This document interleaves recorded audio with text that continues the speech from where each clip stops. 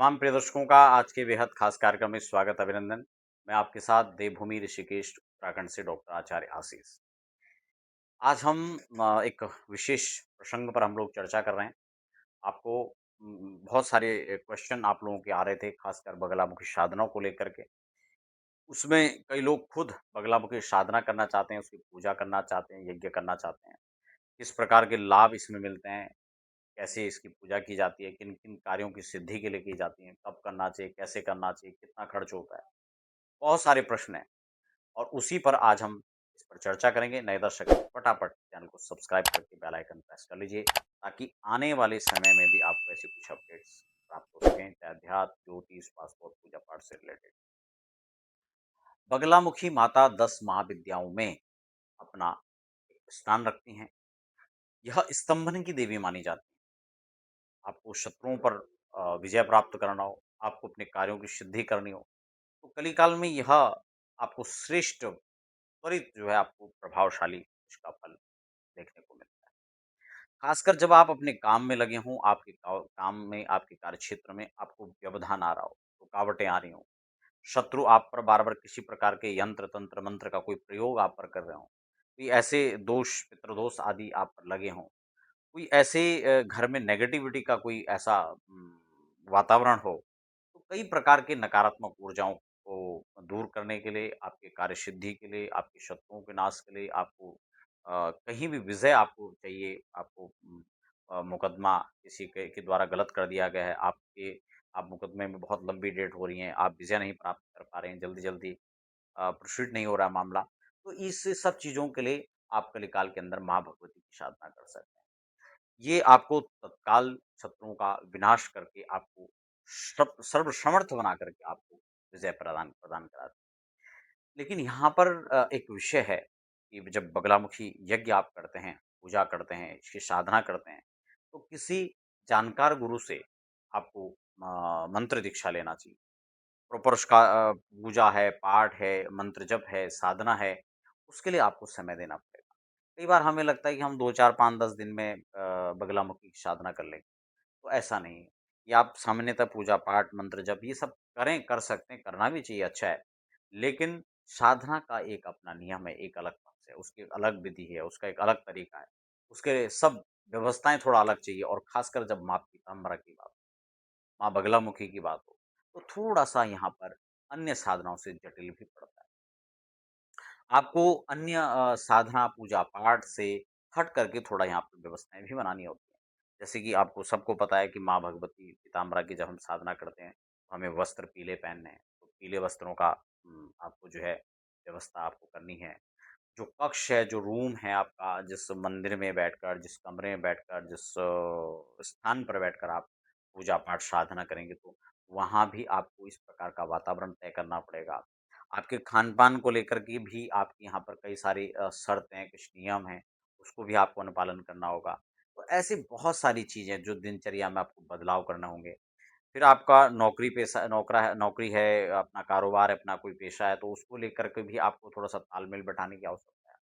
और ख़ासकर ये साधनाएँ रात में की जाती हैं, तो उसको भी आपको देखना है। एक समर्थ गुरु के निर्देशन में रह कर के, उसके उनकी आज्ञा में रह कर के, उनका विधिवत आप पूजा-पाठ, मंत्र-यंत्र ये सब आप करते हैं, तो आपको इसका लाभ मिलेगा। कैसे करें? सामान्यतः इस बात को समझिए, एक शुभ मुहूर्त में आपको दीक्षा लेनी चाहिए। शुभ मुहूर्त में एक यज्ञ के अनुष्ठान का शुभारंभ करना चाहिए और अपने कार्यसिद्धि के लिए आप अनुष्ठान करते या कराते हैं, तो जब किसी से करवाते हैं, किसी आचार्यों की सन्निधि में कराते हैं, आपने देखा होगा कई बार हमारे सारे बगलामुखी साधक जितने बैठ कर के हम लोग अनुष्ठान करते हैं। अभी जैसे आपने देखा था बहुत बड़ा यज्ञ हेमंत बिश्व शर्मा जी जो माननीय मुख्यमंत्री असम सरकार में हैं, तो उनका कार्यक्रम यहाँ पर उनके उनके जो हैं करीबी जो यादव जी हैं उनके द्वारा करवाया गया था। तो ऐसे अपने शुभचिंतकों के लिए वो बहुत सारे अनुष्ठान अभी असम में चुनाव थे तो बहुत सारे जो वहाँ के विधायक वगैरह हैं, हमें खुशी है कि वो सब लोग जीते हैं जिन-जिन का किया था। तो इस तरह से जो है, जो साधनाएँ होती हैं तो उसमें क्या है कि आप खुद भी बैठ कर के करें, तो एक अच्छा मुहूर्त आप निकाल सकते हैं उसके लिए।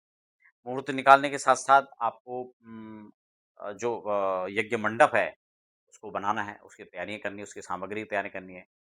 जो यज्ञ के दृष्टा हैं, यज्ञ के आचार्य हैं, यज्ञ के ब्रह्मा हैं, यज्ञ के जापक हैं, साधक हैं, उन सबको एक वेशभूषा के साथ वर्णित करना है ससंकल्प और माता का यंत्र बना करके तमाम आवाहित देवताओं की चौकी वहाँ पर स्थापित होंगी और तब वहाँ पर उनकी स्थापना के साथ यज्ञ का शुभारंभ होगा। यज्ञ शुभारंभ होगा, माँ का विधिवत षोडशोपचार विधि के द्वारा पूजन होगा, उनका अर्चन होगा और माँ का अभिषेक होगा। तो उनका जो यथोपचार विधियाँ हैं पूजन की, वो सब आपने देखा होगा उनका पूरा सेटअप आपको जब हम आपके अनुष्ठान कराते हैं कहीं पर भी जाकर के, तो आपको सब खरीदना नहीं पड़ता है क्योंकि वो लाखों का सेटअप वही हो जाता है। तो आपके वो पैसे ही बच जाते हैं, ताकि वो सारा सामान लेकिन नए साधक हैं, नई साधना आप कर रहे हैं, तो आपको सब सामान भी धीरे-धीरे जोड़ना होगा। इसमें माँ भगवती को 32 तंतु का जो है एक दीप बनाना पड़ता है और उस दीपदान का भी विधान है। माँ का अभिषेक, पूजन, षोडशोपचार विधि के द्वारा आपको करना है। उसके बाद आप जो है विधिवत न्यास आदि के द्वारा हृदय न्यास है, कर्ण न्यास है, उन सब न्यासों को करना है। उससे पहले विनियोग आता है। उससे पहले संकल्प आपको करना होगा। ये सब क्रमशः है उसकी एक विधि है ना? और उसके बाद आपका जो है जप है, पाठ है, कवच है, स्तोत्र का पाठ है, सहस्त्रनाम का पाठ है, ये सब आपको जो है करने होते हैं। माँ का आवरण पूजा है। जो आवरण पूजा है, प्रथम आवरण, द्वितीय आवरण, तृतीय आवरण, इस प्रकार से माँ के आवरणों का पूजन है। प्रत्येक आवरण के विश्राम पर आपको एक घृत संयुक्त एक दीपक का दान करना चाहिए।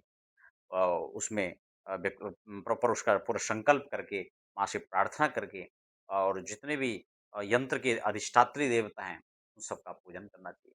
उन पूजन से पूर्व माँ से आज्ञा लेनी चाहिए। उसमें लिखा है, "अनुज्ञां देहि मे माता" हे माता मुझे आज्ञा दीजिए, मुझे आदेश दीजिए।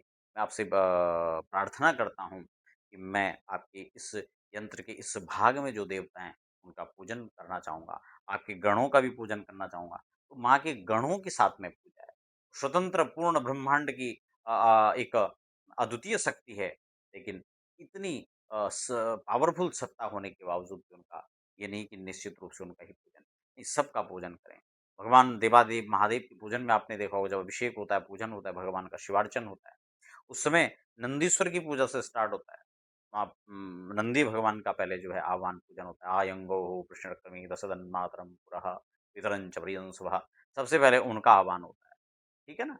गणेश अंबिका का पूजन, नंदीश्वर का पूजन, भगवान के तमाम गणों का पूजन, उसमें सर्प का पूजन भी है। तो इस प्रकार से जो है माँ भगवती के साधना पूजन में भी उनका होता है।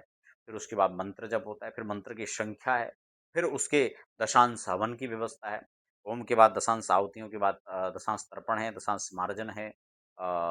उसके बाद जो है ब्रह्म भोज की व्यवस्था है। तो ये सब जो है इसके अनुष्ठान का एक संगोपांग इसको अनुष्ठान कहते हैं, पूरी विधि है।